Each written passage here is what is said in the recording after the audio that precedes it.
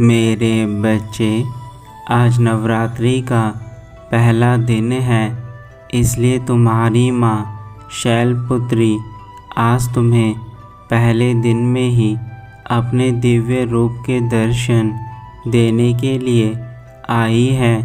आज का यह पावन दिन इतना शुभ है कि यदि तुम मुझसे आज जो चीज़ भी मांगोगे वह सारी चीज़ें मैं तुम्हारी पूर्ण करूँगी। मेरे बच्चे, आज मैं तुम्हें इस नवरात्रि के पहले दिन में कुछ बातें बताने आई हूँ, जिन्हें करने से तुम इन नवरात्रों में सब कुछ हासिल कर सकते हो।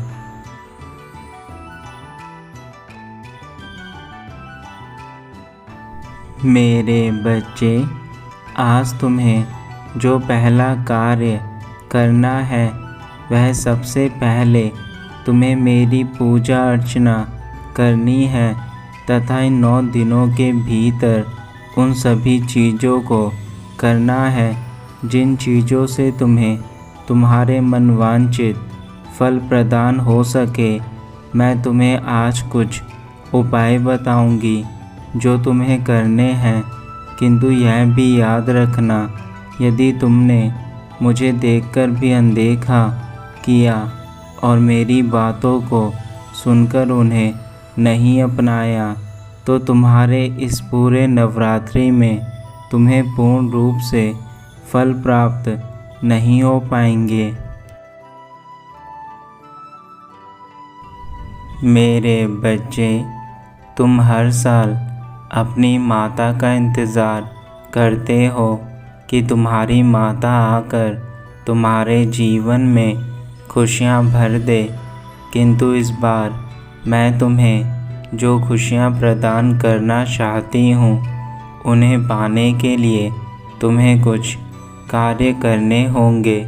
उन कार्यों को करने से ही तुम्हें खुशियाँ मिल सकती हैं।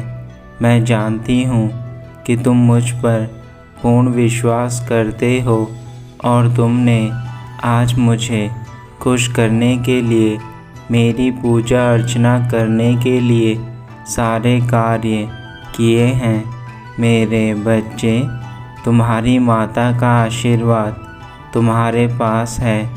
तुम इन नवरात्रों को खुशी से बनाओ तथा इस बार मैं तुम्हें वचन देती हूँ, इस नवरात्रि के अंत तक तुम्हारे जीवन में वह सारी चीज़ें तुम्हें प्राप्त हो जाएंगी जो तुम पाना चाहते हो।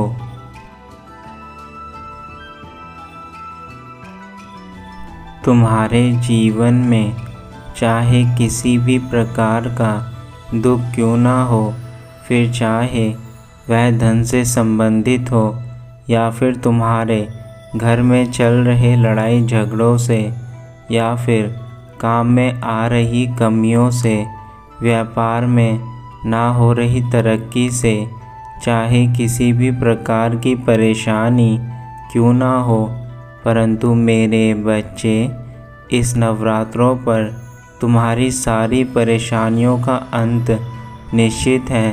यह याद रखो कि तुम जितनी आस्था से मेरी पूजा अर्चना करते हो, उतनी ही आस्था के साथ तुम्हें अपने जीवन के लिए कार्य करने होंगे।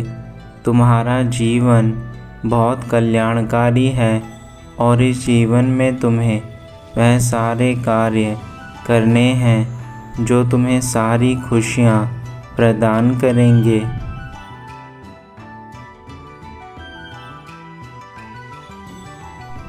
जब जब तुम दुखी होकर मुझे याद करते थे, तब तब तुम्हारी माता ने तुम्हारी सारी पुकार को सुना है और आज वह दिन आ गया है कि मैं तुम्हें तुम्हारे सारे दुखों से मुक्त करके तुम्हारे जीवन में खुशियाँ ही खुशियाँ प्रदान करूं। मेरे बच्चे, तुमने पूरे 1 वर्ष मेरा इंतज़ार करा और आज जब मैं वापस आ गई हूँ तो अब तुम्हारे जीवन से सारे दुख, समाप्त करके ही जाऊंगी। मैं कभी तुम्हें दुखी नहीं देख सकती। मेरे बच्चे, तुम तो मेरे प्रिय भक्त हो। तुमने सदा ही मुझे खुश रखा है और आज मेरा कर्तव्य है कि मैं तुम्हें इस दुख भरे जीवन से सदा के लिए मुक्त कर दूं तथा तुम्हारे जीवन में सारे सुख और आनंद भर दूं।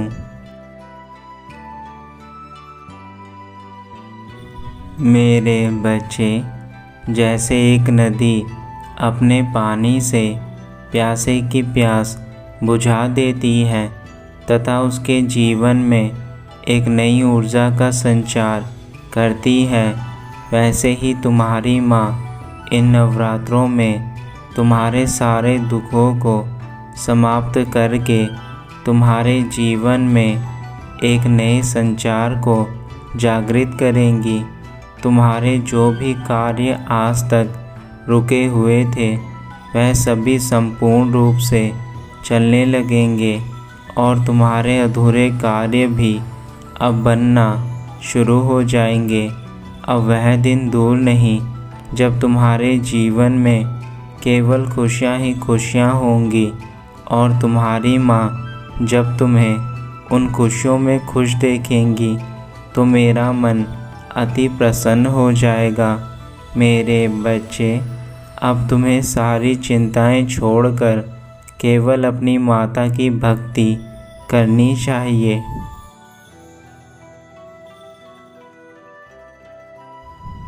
जिस प्रकार मैंने महिषासुर का नाश करने के लिए 9 दिन तक युद्ध किया तथा अंत में विजय प्राप्त करी, उसी प्रकार तुम्हें भी अपने जीवन में फैले पाप को समाप्त करने के लिए युद्ध करना होगा। तुम्हारे जीवन का महिषासुर और कोई नहीं बल्कि तुम्हारे वह गलत कार्य और कर्म हैं जो तुम करते हो। आज के कलयुग में तुम्हारे गलत कर्म और कार्य ही तुम्हारे जीवन में पाप का संचार करते हैं। मेरे बच्चे, यदि तुमने समय रहते पाप का नाश नहीं किया तो वह दिन दूर नहीं जब तुम्हारे जीवन में केवल पाप ही रह जाएगा और तुम सदा के लिए दुखी हो जाओगे।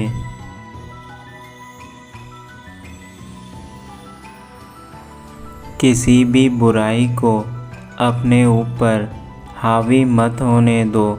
यदि तुम बुराई को अपने ऊपर हावी होने दोगे तो वह बुराई तुम्हें अंदर तक जकड़ लेगी तथा तुमसे वह सारे कार्य करवाएगी जिससे तुम्हारे जीवन का नाश हो।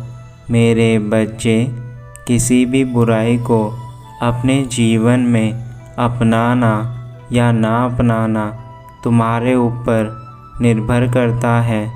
मान लो, यदि तुम्हें कोई खाने के लिए जहर दे तो तुम उसे कभी नहीं खाओगे, क्योंकि तुम जानते हो कि उसे खाने से तुम्हारे जीवन का नाश हो जाएगा।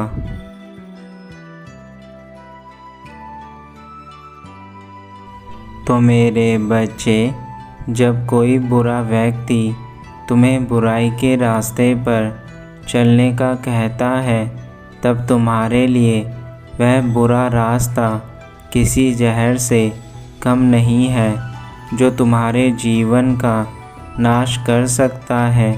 लेकिन तुम उस चीज़ को नहीं देख पाते और जाने अनजाने में उस बुराई के रास्ते को ही अपना भविष्य मान लेते हो।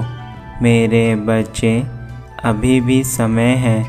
आगे से वह गलतियाँ करना छोड़ दो जो तुम्हारे जीवन को खराब दुनिया में मोड़ देती हैं। यह जीवन इतना अनमोल है कि यह तुम्हें न जाने कितनी योनियों के बाद प्राप्त हुआ है और फिर न जाने तुम्हें दोबारा यह जीवन कब प्राप्त होगा। लेकिन तुम अपनी नादानी के कारण अपने जीवन को व्यर्थ की चीज़ों में ही बर्बाद करते हो।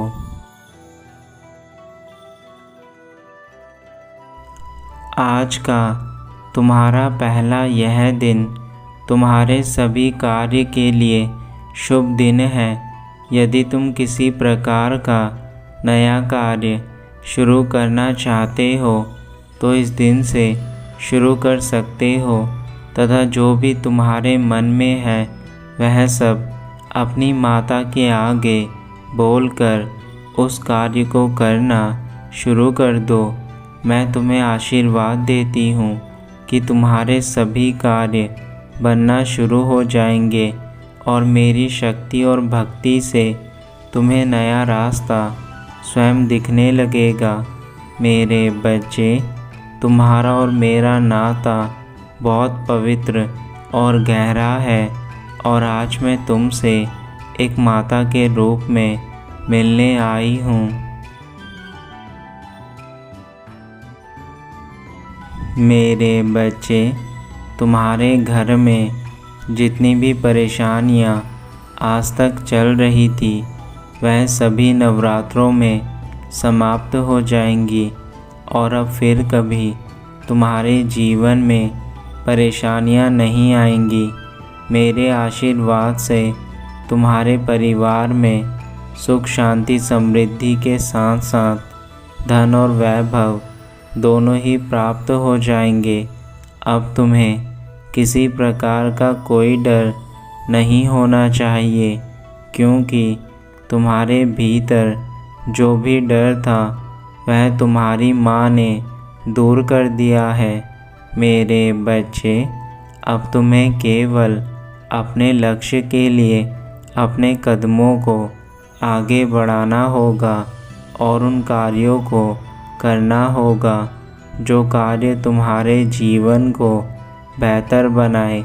लेकिन मेरी एक बात हमेशा याद रखना, समय चाहे कितना ही खराब क्यों ना हो, तुम्हें हिम्मत कभी नहीं हारनी है।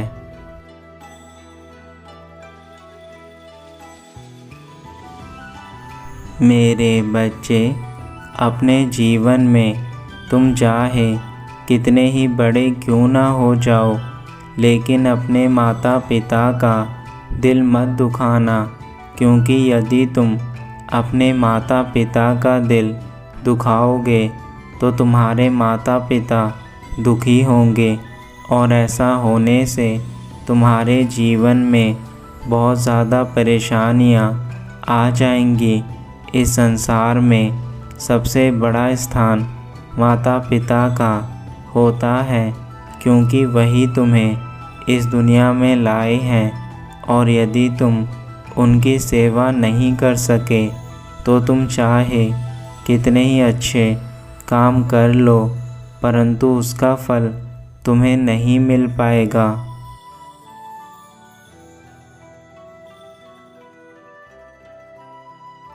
मेरे बच्चे, जो अपने बुरे समय में भी अपने माता पिता की सेवा करते हैं, उन्हें खुश रखते हैं, ऐसे बच्चे दुख में भी सुख का अनुभव करते हैं।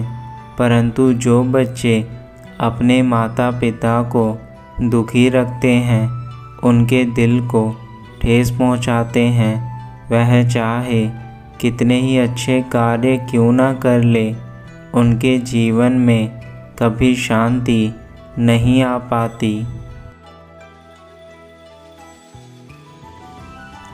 अब तुम्हारी माता का जाने का समय है और जाने से पूर्व मैं तुम्हें यही फिर से कहूँगी, यदि तुमने इन नवरात्रों में मेरे अनुसार कही हुई बातों को माना तो तुम्हें मैं इन नवरात्रों के अंत में अपने दर्शन अवश्य दूंगी तथा तुम्हारी सारी इच्छाओं को पूर्ण करूंगी। किंतु यह भी याद रखना, यदि तुमने मेरी बातों को अनदेखा कर दिया तो तुम्हारे जीवन में मैं कभी वापस नहीं आऊँगी और फिर कभी तुम्हें तुम्हारी खुशियाँ प्रदान नहीं करूँगी। इसलिए मेरे बच्चे, यह फैसला तुम्हारा है कि तुम्हें मेरी बातों को मानना है या नहीं।